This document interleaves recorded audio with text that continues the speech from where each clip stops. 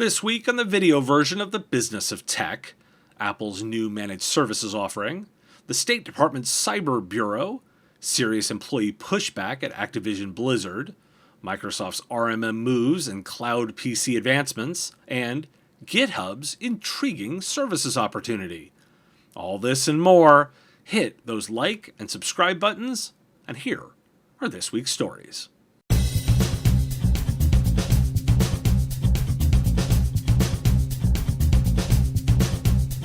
Apple has launched in general availability their Apple Business Essentials, and with the launch comes final released pricing. The subscription includes IT services with a rate starting at $2.99 a month, covering one device, and tiers up from there. A new business tier is available of Apple Care Plus hardware coverage with 24/7 support and the ability to call an Apple-trained tech on site in as little as 4 hours. Enrollment of devices includes software installations, and the portal can be connected to single sign-on systems. Each package that consists of the service component comes with 2 repair credits, which companies can use to get service without the employee or the customer swipe of a credit card. Customers can pool these credits as they aren't necessarily associated with the individual account. Why do we care? I fully admit that as I was researching this, I was picking in the head the option that made sense for my business. As a small business owner who runs on a Mac, this had instant appeal. And thus why we care. Thinking like a customer, Apple offering direct service makes much sense for many customers.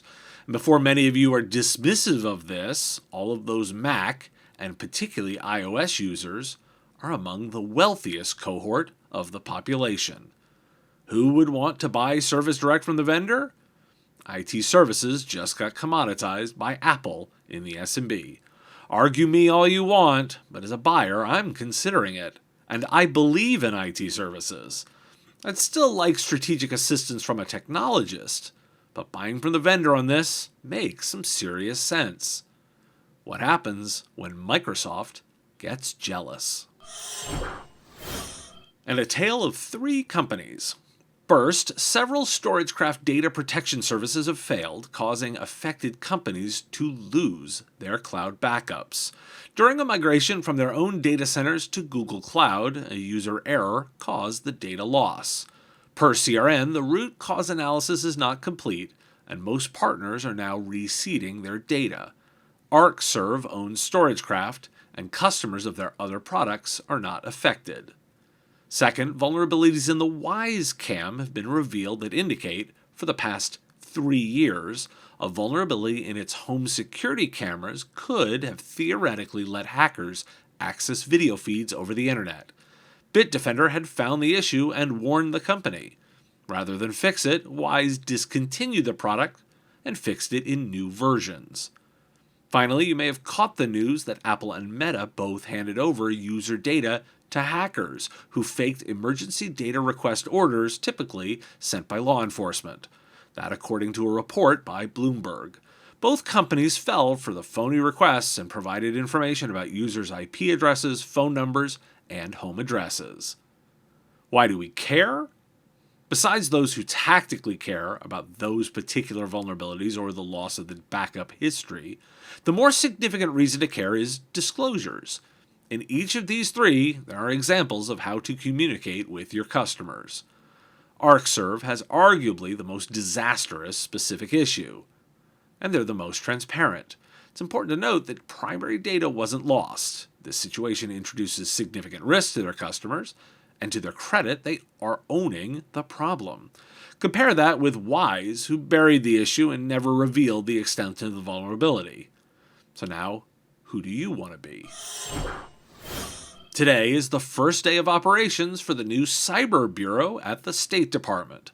More than 60 staffers are there now, from cyber coordination and international communications offices, and the State Department plans to add 30 new positions in the Bureau this year. While covering this, let's note that this is likely not the only move. The administration is reviewing a policy from the previous administration that allows the DoD and U.S. Cyber Command to authorize cyber operations without White House approval. Why do we care? One hopes that actual diplomats spending time on the impact to the United States will make a difference. This group has a lot to do very quickly, but we've gone from nothing organized to something specifically focused on it. That's significant, and it's why we care. I'm sure I will cover more return-to-work stories this week, but this one gets its own segment. Activision Blizzard has made a U-turn and decided to leave COVID-19 vaccine mandates down to individual offices rather than changing its policy across the board. This after employees announced a walkout due to the lifting of the vaccine requirement, then demanding an immediate reversal, that remote work should be offered as a permanent solution, and each employee should decide to work remote or in office. Why do we care? This is precisely what I expect to start happening. Employers that push too far from where their employees are will get pushback really fast. As a business leader, don't think you can just declare what you want work to look like going forward. Get too far ahead of yourself, and you'll have a mutiny. In this case, one unpopular change led to a litany of demands. I do not expect this to be the last. Let's connect cybersecurity and business today. On Thursday, Moody's financial services and credit rating provider published new research, including a survey of financial services, enterprise firms, infrastructure providers, public sector organizations, and government entities.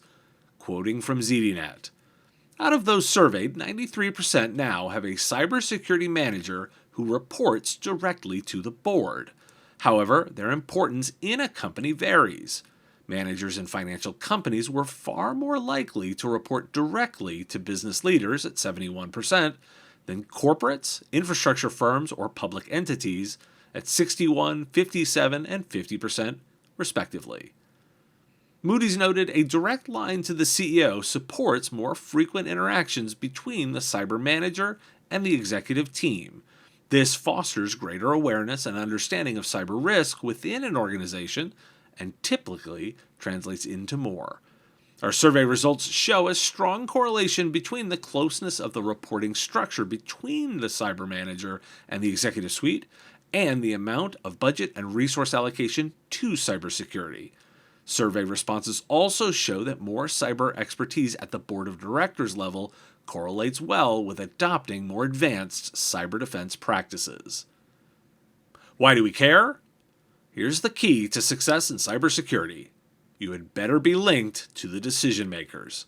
It seems incredibly obvious, and yet many of the discussions around security happen at the IT level and not the executive one. This isn't an IT discussion, it's a risk analysis one, and that's a business decision. Cliché, sure, yet why isn't this everywhere? Security discussions that don't involve the executive suite are doomed to failure. And while we're looking at the executive suite, Deloitte with a new Signal survey for Q1 2022, quoting liberally from Tech Republic. According to the CFO Signals report, the 36% of CFOs expecting North America's economy to be better dropped from 45% in the prior quarter. Similarly, 26% of CFOs said they expect Europe's economy to improve a year from now, a sharp decline from 40% in the fourth quarter of 21. There was also a drop in the percentage of CFOs expecting Asia's economy, excluding China, to improve in 12 months, at 33% compared to 37% in the fourth quarter of 21. More than one-third of CFOs indicated they're very satisfied or satisfied with their organization's IT services. Another 34% reported they are somewhat satisfied. 16% of CFOs said they are somewhat dissatisfied with their organization's IT services. 8% noted they are dissatisfied, and just 1% said they are very dissatisfied. CFOs indicated their organization's overall IT spend was 3.1% of annual revenue. The percentage varied somewhat from industry to industry. On the high end, 8% of CFOs reported that their overall IT spend is more than 6% of annual revenue.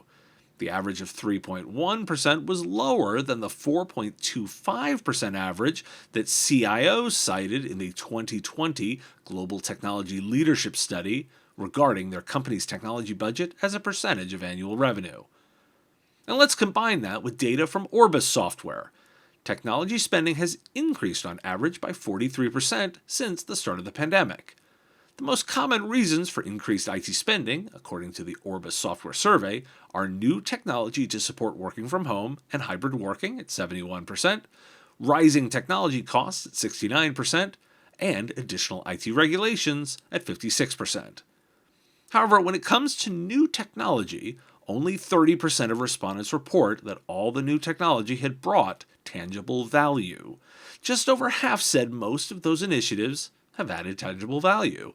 A full 62% also noted there's a gap between what companies are trying to do versus what they actually achieve. The survey also finds most respondents at 79% reporting that all or most of the technology purchases over the past 24 months have been pre-planned, compared to 13% who say they have been last minute. The survey also reveals that 95% have a technology roadmap in place to help make informed technology purchases. Those plans range for as long as anywhere from 6 months to 12 months at 37%, or 18 months and longer for 33% of respondents. Now, why do we care? Seems I'm not the only one worried about the choppy waters ahead.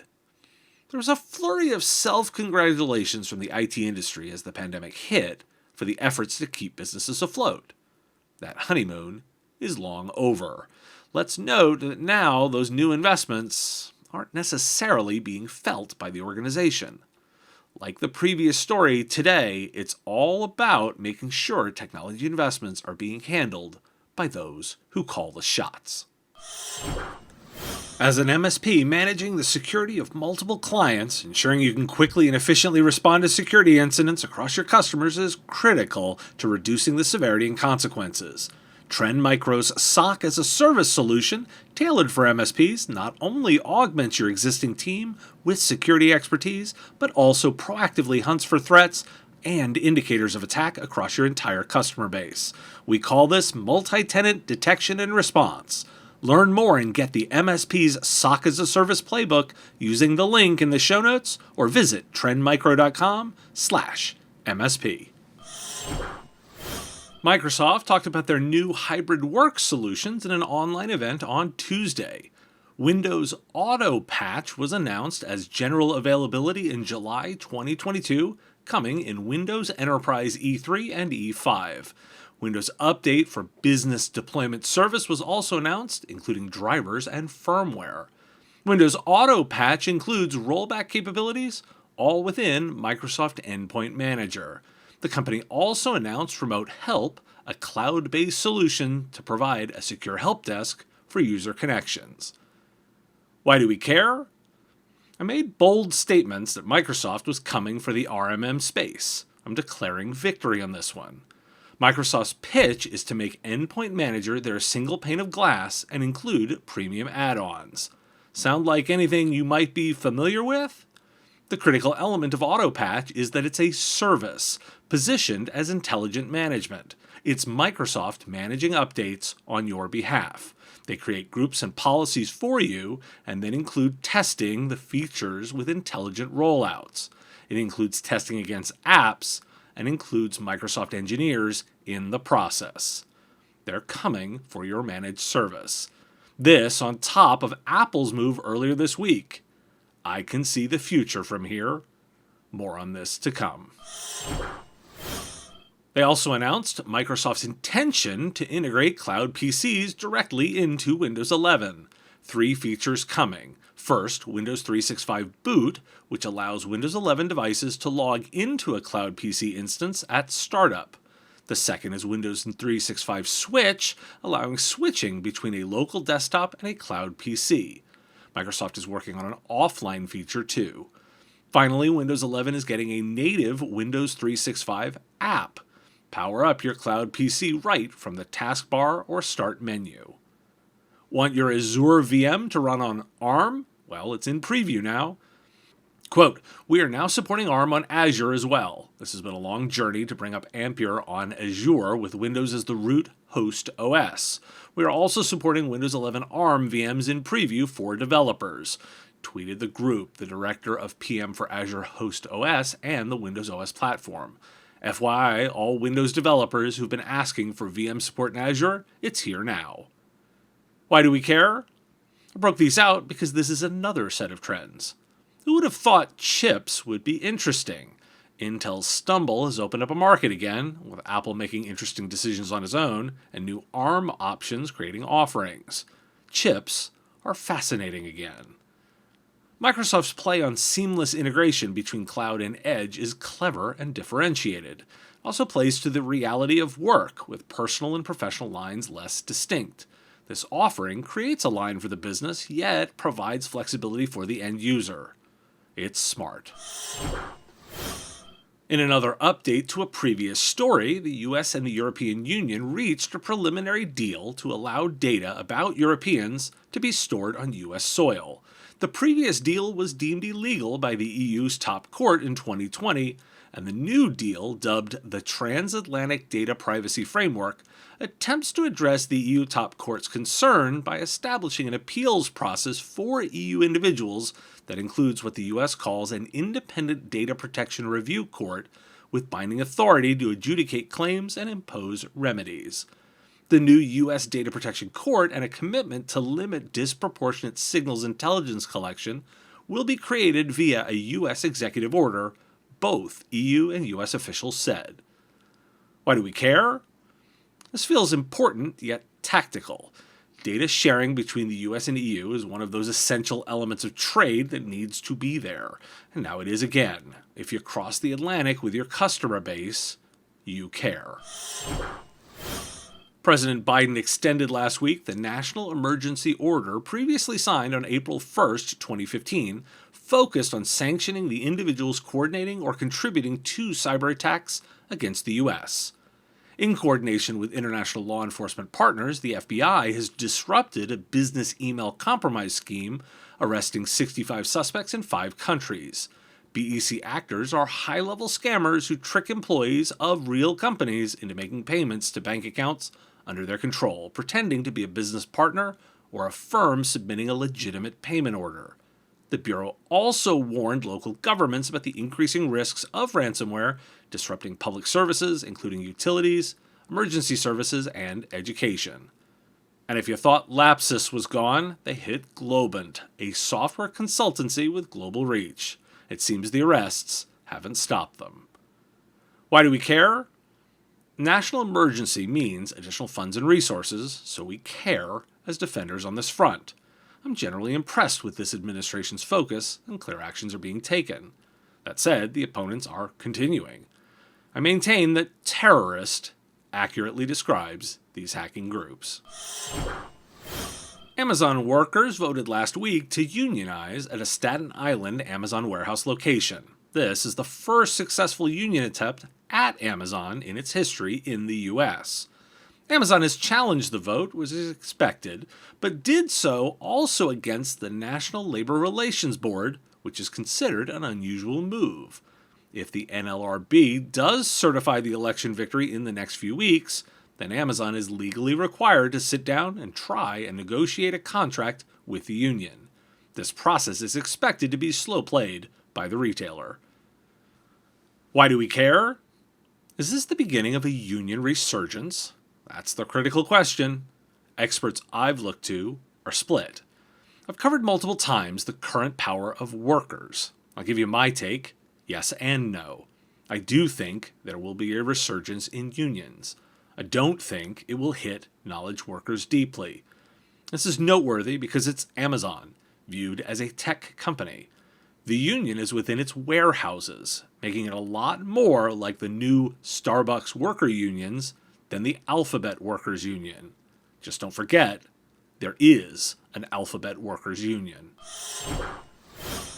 While I'm on Amazon's moves, CNBC covered the Connected Commerce Council, which pitches itself as a grassroots movement representing small business owners. It's actually a well-financed advocacy group funded by tech-heavy hitters Google and Amazon. Square had been listed, but was removed as they are no longer a active partner. And in a more significant twist, some small business owners listed on the website are not even members, nor have they even heard of the organization. More than 20 companies listed as members on the website told CNBC they had not even heard of the organization. There's even a term for this, an AstroTurf organization. That's a bit of Washington slang for a group that claims to represent grassroots entities, but, in reality, serves as an advocate for big industry. It's a tactic used in Washington to push for specific legislative or regulatory goals using the sympathetic face of mom-and-pop organizations. Why do we care? I harp on watching what is going on in terms of regulation. Well, how about watching out for large, well-funded companies impersonating you? If you're a small business owner, I'd be pretty outraged. Oh, and I am a small business owner. It's one thing to observe that there are more lobbyists for Amazon than U.S. senators. To note, some of their money is being used to create false fronts. May not be illegal, but it sure smells rotten. If you can't win with your own ideas, it's okay to impersonate others, apparently. In the Almost Didn't Make It file, quoting from Bleeping Computer, on Monday, GitHub announced it had expanded its code hosting platform's secret scanning capabilities for GitHub Advanced Security customers to block secret leaks automatically. Secret scanning is an advanced security option that organizations using GitHub Enterprise Cloud with a GitHub Advanced Security license can enable additional repository scanning. It works by matching patterns defined by the organization or provided by partners and service providers. Each match is reported as a security alert in the Repro's Security tab, or to partners if it matches a partner pattern. Why do we care? That last two set of statements are why the story made the cut. Service providers can define the patterns. That smells like a consulting and services opportunity. Listeners, how would this service look? Somebody enlighten me. Or go forth and make this as a services opportunity yourself, then come back and tell me how you did it. Are you doing this now? That line isn't there for no reason. That's why we care. Thanks for tuning in to This Week in the Business of Tech. Shows come out each week, pulling together the daily podcast. If you like this show, please hit that like button and subscribe to the channel. The content is here because of supporters like you. If you want access to shows early, answers to your questions, and private interactions, join our Patreon. It's pay what you want. You decide what the content is worth. Join at patreon.com/MSPradio. Patreons also get access to the written versions of every story as they come out. If you want the stories right away, you can get them on the daily podcast. Find The Business of Tech on Apple Podcasts, Spotify, Google Podcasts, or wherever you get your shows. Subscribe links are at businessof.tech. Talk to you again next week.